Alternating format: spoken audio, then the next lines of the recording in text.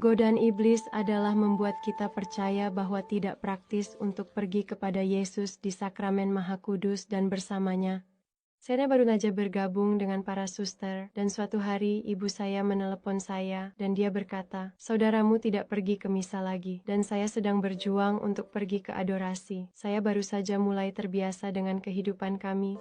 Jadi bangun di malam hari adalah pengorbanan besar. Meskipun sulit, saya tetap bangun, dan seringkali hanya berkata, 'Yesus, saya di sini.'" Beberapa bulan kemudian, ibuku meneleponku dan berkata, "Apapun yang kamu lakukan, teruslah melakukannya karena saudaramu telah kembali."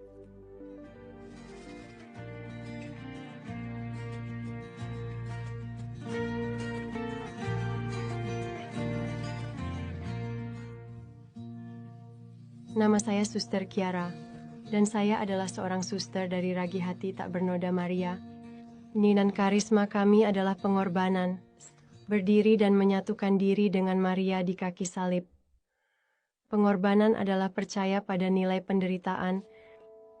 Saya akan mengatakan bahwa hal yang paling terbuang di dunia saat ini adalah penderitaan kita, karena semua orang menderita, tetapi pertanyaannya adalah, apakah kita menderita dengan baik? Semangat yang kami jalani dalam komunitas kami adalah semangat reparasi. Istilah komuni reparasi itu sendiri berasal dari Bunda Maria dari Fatima. Agar dunia diselamatkan, agar dunia memiliki kedamaian, kita harus menjalani komuni reparasi. Ya, dan demikianlah komuni reparasi. Dia memberitahu kita, dijalani melalui 4 hal. Salah satunya adalah berdoa rosario. Ini adalah cara yang paling sederhana dan indah untuk hidup dalam hati tak bernoda Maria. Begitu Anda mulai berdoa rosario, Anda masuk ke dalam hati Maria. Dia berbagi segalanya dengan Anda.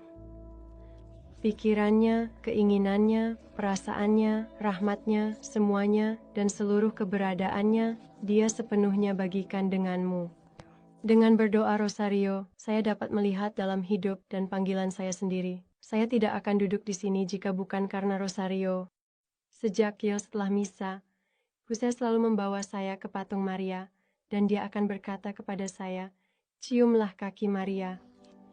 Jadi saya akan mencium kakinya, dan kami akan berdoa rosario sebagai keluarga. Saya harus jujur dan mengatakan bahwa saya tidak menikmatinya, tetapi saat tumbuh dewasa, tentu saja, itu selalu meninggalkan jejak di hati saya, bahwa saya harus berpegang pada Maria, terutama melalui rosario. Dan dalam masa-masa sulit yang kami lalui sebagai keluarga, saya selalu melihat ibu saya berdoa rosario. Dan kemudian, sebagai seorang suster, saya juga melihat bagaimana hal itu mengubah ayah saya. Ketika saya mengunjungi mereka, saya melihatnya. Dan saya hanya ingat berpikir, ini bukan pria yang sama yang saya kenal. Dan saya hanya ingat ada satu kunjungan keluarga sebagai seorang suster, dan kami datang sangat terlambat. Sudah lewat jam 11 ketika kami sampai di rumah, dan ayah saya masih berkata, "Saya tahu kamu lelah, tapi saya tidak bisa tidur tanpa berdoa rosario."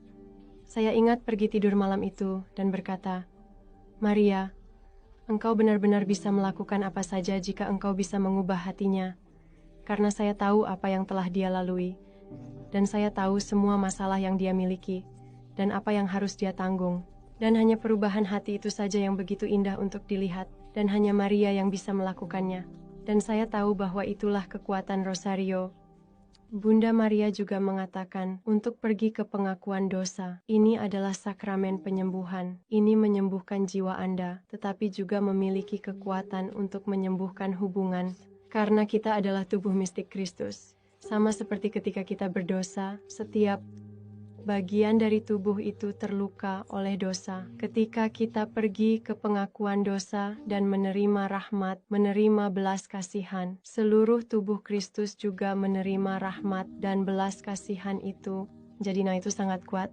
Bunda Maria juga meminta dalam menjalani komuni reparasi untuk menerima Yesus dalam Ekaristi Maha Kudus. Dan tidak hanya pada hari Minggu, tetapi tentu saja, seberapa sering kita makan, kita seharusnya menerima Ekaristi.